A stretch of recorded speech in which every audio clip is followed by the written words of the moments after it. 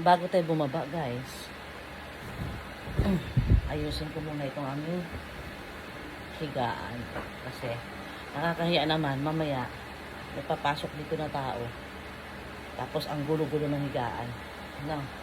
Kasi, pati dito, maglalagay sila ng gamot. Para sa anay.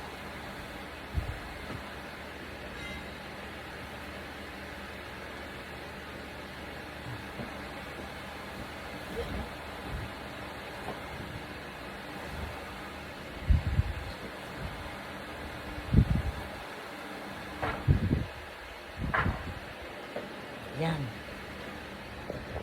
Ayan, nakahayos na. Yung unan ko, kulang-kulang kasi kinuha ng mga anak ko kung nandito sila. Ayan guys, oh, meron na kaming bisita. Kapitbahay, nag-iisang kapitbahay. Ang galing. Yan. Magtatayo pa yan sila ng ibang unit. So, ayan. Baba na tayo. Okay na. Saan ba yung ano ko? Nag-electric fan lang ako guys kasi pinatay ko yung aircon kagabi. Sobrang lamig kasi umulan kasi. Kaya pinatay ko. Teka. Bago tayo bababa.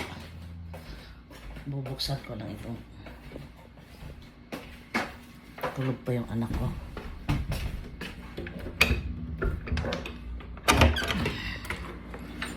Ayan.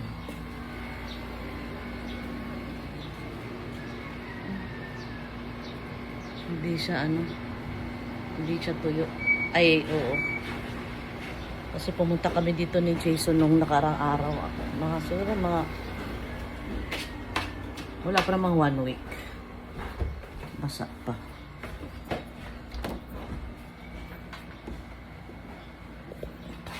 Tulog pa silang dalawa.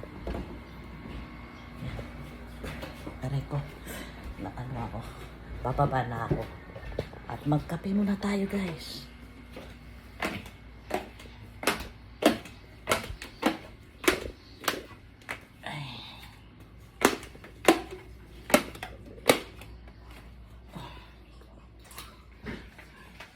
Tingnan nyo.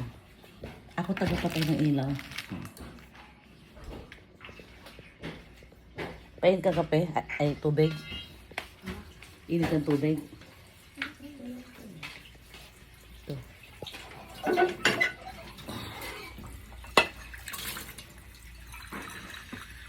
Lakasan mo nga para mabilis.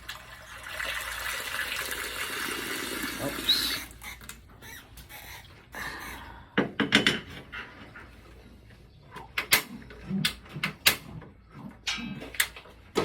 Natin.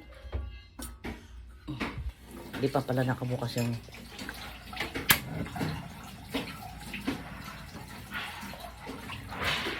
so habang nagpapakulo tayo ng tubig, buksan naman natin ang bintana dito sa baba. Ay, bintana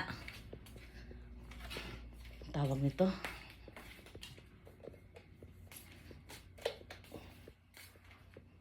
Pintuan para makasingaw ang amoy.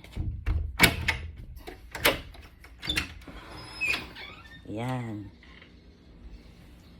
Ayan guys.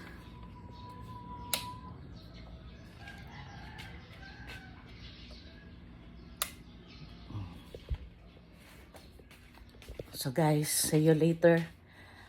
Maghakot muna ako ng mga gamit sa taas kasi ito, yan, mga ano yan, mga kumot, comforter, punda nung mga nakaraan diyan na dito nagstay mga anak ko. Nilabahan ko sa Cubao kasi yung washing machine namin dito sira, kaya nag-akyat muna ako ng gamit guys. See you later, bye, thank you for watching. Good morning everybody, good morning, good morning.